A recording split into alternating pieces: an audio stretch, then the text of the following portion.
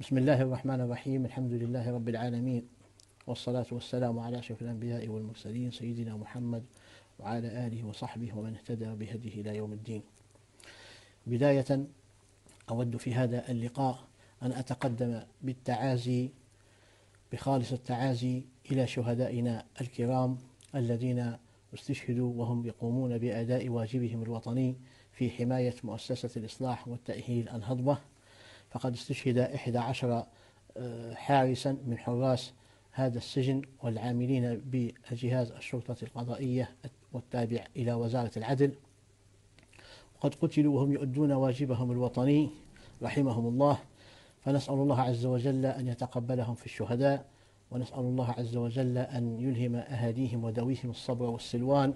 ونتقدم بتعازينا وتعازي زملائي في المؤسسة إلى أهالي هؤلاء الشهداء، ونسأل الله عز وجل أن يشفي جرحانا وأن يفك أسر من مسك وقبض عليه. طبعا لا شك أن الأحداث التي حدثت في يوم الجمعة الدامي يوم 26 من شهر 5/2017، حيث تم الهجوم على هذه المؤسسة التابعة للدولة والتابعة إلى وزارة العدل، والعاملين بها جميعهم موظفين في وزارة العدل، مسجلين في وزارة العدل، لديهم أرقام وظيفية في هذه الوزارة، ويعملون منذ سنوات في هذه المؤسسة ويقومون بأداء واجبهم على أحسن ما يرام. فلم يشهد على هذه المؤسسة أي اختراقات أمنية من قبل، ولم يشهد لها أي انتهاكات من قبل. وقد كانت هذه المؤسسة مثالا للمؤسسات القضائية في ليبيا، حيث كانت المحاكمات تجري فيها وفق الأنظمة والقوانين والأحكام المعمول بها في ليبيا، وكذلك نقلت المحاكمات على الهواء مباشرة، ولم يحدث هذا في أي مكان آخر من ليبيا. كذلك كانت هذه المؤسسة تمتثل إلى أوامر النائب العام بالإفراج والقبض وجميع إجراءاتها القانونية والإدارية. وكانت هذه المؤسسة تقوم بأداء واجبها. ولكن في يوم الجمعة تفاجأت هذه المؤسسة وتفاجأ الحراس المكلفين بحماية هذه المؤسسة ببداية هجوم عليهم، وهم لم يخرجوا من مكانهم ولم يدخلوا في أي صراعات داخلية أو جانبية، وكانوا بعيدين عن كل المشاكل التي حدثت طيلة السنوات الماضية في طرابلس. وأعلنا ذلك مرارا، وأعلنا ذلك عدة مرات بأن هذه المؤسسة هي مؤسسة خدمية تتبع وزارة العدل، ولا تتدخل في أي صراعات سياسية تحدث بين الأطراف السياسية أو العسكرية. ولم يشهد يعني طيلة السنوات الماضية على هذه المؤسسة أن أفرادها قاموا بحملات أو اعتقالات أو توقيف أو بوابات لقبض أو أي شيء من هذا القبيل، ولكن كان شغلهم المكلفين به من قبل الدولة هو حماية هذا السجن وحماية السجناء الذين به وتقديم الخدمات التي كفلها لهم القانون. كذلك جميع المؤسسات الدولية من المنظمات الدولية، منظمة العفو الدولية وبعثة الأمم المتحدة لحقوق الإنسان والهيومن رايتس ووتش، كانت على اتصال بهذه المؤسسة، وكانت تقوم بالاطلاع على أوضاع السجناء فيها وتقديم التقارير، وكذلك المؤسسات الحقوقية الليبية، وكذلك مكتب النائب العام كان يرسل لجانا للتفتيش على هذه المؤسسة. فهذه المؤسسة كانت ولا زالت كما ذكرنا تعمل تحت قوانين ولوائح الدولة الليبية. وفي هذا المضمار أعلنا سابقا عدة مرات بأن هذه المؤسسة تنأى بنفسها عن جميع التجاذبات السياسية التي حدثت سابقا أو حدثت أو تحدث هذه الأيام. ولكن للأسف نتفاجأ في يوم الجمعة يوم 26/5/2017 بحشد كبير من القوات ومن المجموعات المسلحة التي تدعي لنفسها الشرعية وتدعي لنفسها حفظ الأمن والقانون، قد اجتمعت من كل حدب وصوب، وكذلك أحضرت بعض السكان المحيطين بهذه المنطقة وسكان المجاورين لهذه الكلية، وقامت بتسليحهم وهم مدنيين، ثم اجتمعوا وبدأوا في الهجوم على هذه المؤسسة. أفراد هذه المؤسسة المكلفين بالحماية صدرت لهم التعليمات بمواجهة هذا الهجوم وهذا العمل حماية وحفاظا على هذه المؤسسة وعلى الموقوفين الذين بها. فحدثت اشتباكات عنيفة استمرت منذ ساعات الصباح إلى قبيل المغرب. وقد أبلى هؤلاء الحراس بلاء شديدا في الدفاع عن هذه المؤسسة، وقدموا أنفسهم وأرواحهم في سبيل الوطن وفي سبيل ليبيا وفي سبيل حماية مؤسسة قضائية تتبع الدولة الليبية. وسقط منهم 11 شهيدا نحتسبهم عند الله من الشهداء، وسقط عدة جرحى. وفي نهاية المطاف اضطروا إلى الانسحاب من هذه المؤسسة بعد اشتداد ضراوة المعركة وتكاثر المهاجمين ودخولهم إلى وسط هذا السجن وتهديم الأسوار واستعمال الدبابات واستعمال الأسلحة الثقيلة في اقتحام هذا السجن. اضطر هؤلاء الحراس إلى الانسحاب من السجن حتى لا تزداد المعركة صعوبة ولا يصل أي أذى للسجناء الموقوفين بداخل هذه السجن. طبعا هذه الأحداث التي حدثت نحن نتأسف إلى الصمت الذي رافق هذه الأحداث. هذه مؤسسة تتبع الدولة وتتبع وزارة العدل، وكنا على تواصل مع سيد وزير العدل ووكيل وزارة العدل والمسؤولين، وهذه المؤسسة هي تتبع مباشرة لهؤلاء المسؤولين، وكذلك على تواصل مع مكتب النائب العام ومكتب التحقيقات بمكتب النائب العام. وكانت جميع الأوامر التي تصدر منهم تنفذ في هذه المؤسسة، سواء بإفراج عن السجناء أو استمرار توقيفهم أو تقديمهم للمحكمة أو إيصالهم إلى النيابة، وكذلك تقديم الخدمات لهم. الذي حدث أن هذه المجموعات المسلحة قامت باستهداف هذا السجن لأهداف يعلم الله ما هي هذه الأهداف. هل هي تهريب هؤلاء السجناء أم هي نهب هذه المؤسسة التابعة للدولة أم إحداث الفوضى والبلبلة في داخل العاصمة طرابلس. هجمت هذه المجموعات واقتحمت هذا السجن وانتهكت حرمة هذا المكان وسفكت الدماء، ولم ترعى في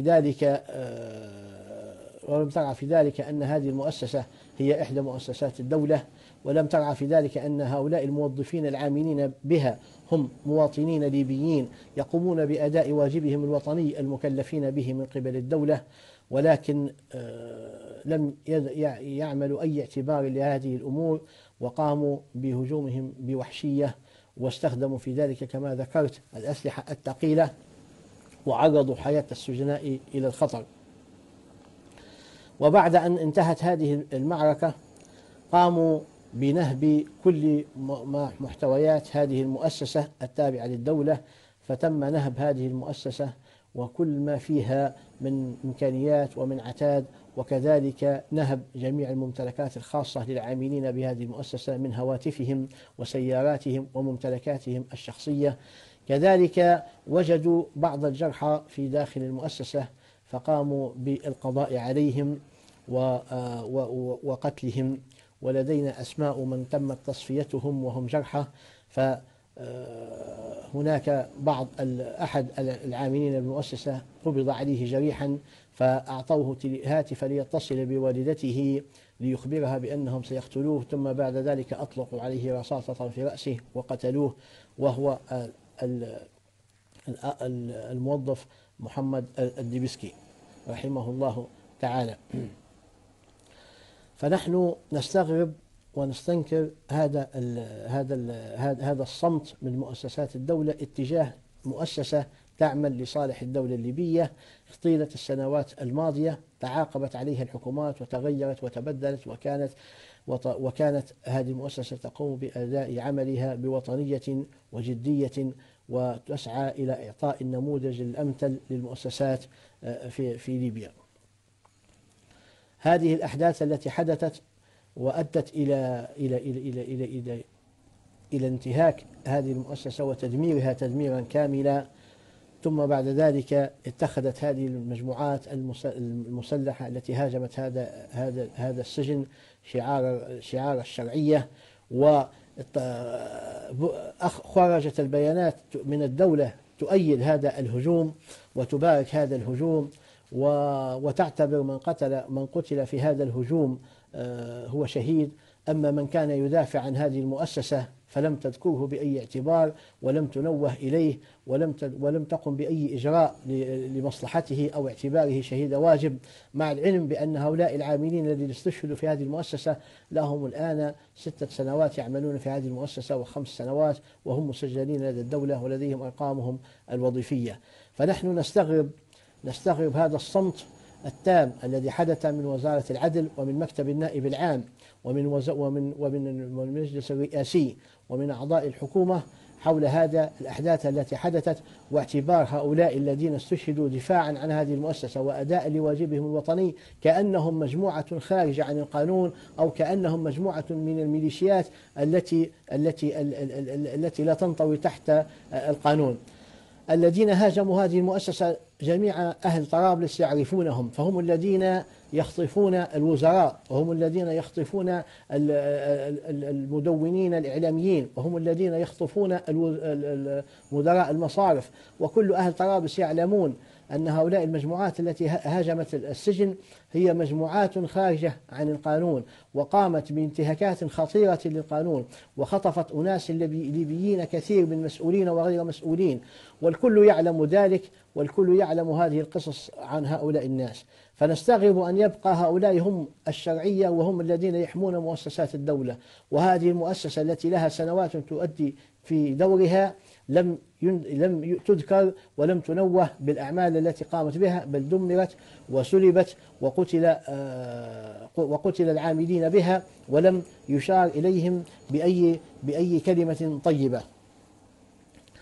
كذلك لا ننسى أن هذه المؤسسة وبعض أفرادها كانوا لهم دور كبير في المحافظة على ليبيا وفي الدفاع عن ليبيا، فبعض أفراد هذه المؤسسة كانوا من المشاركين في عملية البنيان المرصوص، وقاتلوا مع إخوانهم هناك دفاعا عن الوطن ودفاعا عن ليبيا. ولكن عندما تم الهجوم عليهم نتأسف أنه لم يذكروا ولم ينوه ولم يشار إليهم. فنحن نطالب الجهات المسؤولة بفتح تحقيق في هذا الهجوم، وكذلك نطالب مكتب النائب العام، فهذه إحدى المؤسسات التابعة له، بأن يفتح تحقيقا في هذا الهجوم، وأن يحمل المسؤولية عن الدماء التي سفكت فيه وعن الممتلكات التي انتهبت والتدمير الذي حدث لهذه المؤسسة، أن تحمل المسؤولية لمن قاموا بهذا الهجوم ولمن أصدروا الأوامر بالقيام بهذا الهجوم واقتحام هذا السجن. ومن المعروف لدى الجميع أن هذه المؤسسة تنأى بنفسها عن جميع الصراعات، فلم تدخل في أي صراع عسكري ولم تدخل إلى أي اشتباك عسكري من قبل، بل جاءوا إليها إلى مقرها.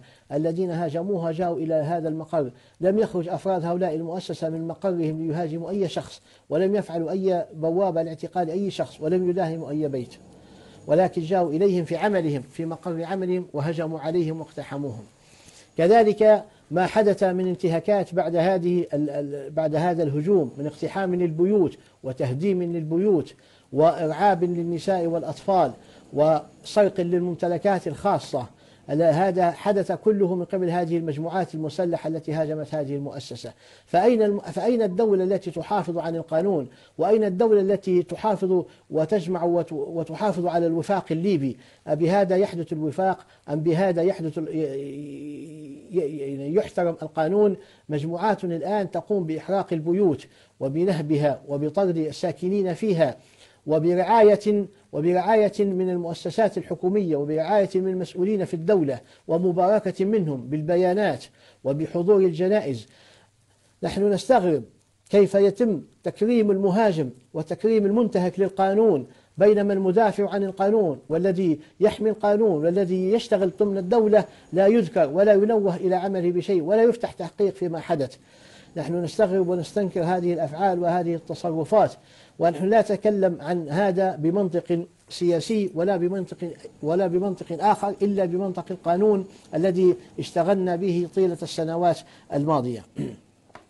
كذلك خلال هذا الهجوم كانوا يتهمون هذه المؤسسة بأنها تسفك، بأنها تنتهك القانون، ولكن هؤلاء العاملين بهذه المؤسسة ضحوا بأرواحهم من أجل حماية السجناء، رغم أن هؤلاء السجناء بعضهم له جرائم كبيرة، وبعضه له تاريخ حافل بالإجرام وحافل بسفك الدماء الليبيين، ولكن لأننا نتعامل معهم وفق القانون واللوائح المعمول بها، ولا نتعامل معهم بنفسية الانتقام، فقام العاملون بحمايتهم والدفاع عنهم، وسقطت أرواحهم حماية ودفاعا عنهم حتى يتم تقديمهم للمحاكمة العادلة ونيل جزائهم وفق القانون والإجراءات الليبية. مع ذلك لم يتجهوا إلى أي إجراء آخر، لم يقولوا نحن سنجعل هؤلاء السجناء درعا نحمي به أنفسنا أو نهدد بفعل شيء لهم، بل بالعكس قاموا بحمايتهم والدفاع عنهم وعرضوا حياتهم للخطر، واستشهد منهم 11 شهيدا دفاعا عن هذه المؤسسة. فكذلك حدث بعد ذلك أن بعد هذا الهجوم تشويه هذه الأحداث وتغيير وإظهار هذا العمل كأنها قوات تتبع الشرعية قامت بالهجوم على ميليشيات خارجة عن القانون، ونحن نستغرب أشد الاستغراب من هذا الوصف. نحن بهذه التصرفات نمكن للخارجين عن القانون، نمكن للمجرمين الذين يخطفون الناس ويبتزونهم في أموالهم، ويخطفون المسؤولين ويخطفون الإعلاميين وغيرهم، يخطفونهم ويخفونهم ثم يبتزونهم بالأموال، ونحن نعطيهم ونضفي عليهم الشرعية باسم الوفاق أو باسم الحكومة. فلذلك نطالب الحكومة ونطالب السيد وزير العدل في حكومة الوفاق الوطني، وكذلك مكتب النائب العام والمحكمة العليا بفتح تحقيق في هذه الأحداث وتوضيح الأمور وتبيين ذلك للناس والشعب الليبي حتى تعرف الحقيقة، فليقولوا كلمتهم. لماذا هذا الخوف ولماذا هذا الصمت؟ ألم تكن المؤسسة تتبعكم؟ ألم تكن تأتمر بأوامركم وتعمل وفق القانون واللوائح الليبية؟ وكلكم تعلمون ذلك. لماذا عندما تم الهجوم عليها واقتحامها واستشهاد 11 شهيدا من أفرادها لم يلتفت إليهم أحد بكلمة ولو بكلمة عزاء؟ لماذا لم يصدر بيان استنكار لهذا الأمر؟ لماذا لم يفتح تحقيق في هذا الفعل؟ بل بالعكس وجدنا مباركة المهاجمين ومباركة المجرمين وإعطائهم الضوء الأخضر في مهاجمة الممتلكات الخاصة وتهديم البيوت وفتح باب الأحقاد والمشاكل بين أبناء ليبيا. فنسأل الله عز وجل أن يحفظ بلادنا، ونسأل الله عز وجل أن يرحم شهداءنا، ونتمنى ونؤكد أن هذا الأمر الذي تم له ما بعده، وهؤلاء الشهداء لن يضيع دماءهم هدرا بإذن الله تعالى، وكذلك سنطالب بحقوقهم وفق القوانين وفق اللوائح المعمول بها، ونعتبر هؤلاء شهداء واجب، ونؤكد على أن يجب أن تقف الحكومة موقفا واضحا وعادلا من هذه الأحداث، وأن تبين هذا الأمر للشعب الليبي.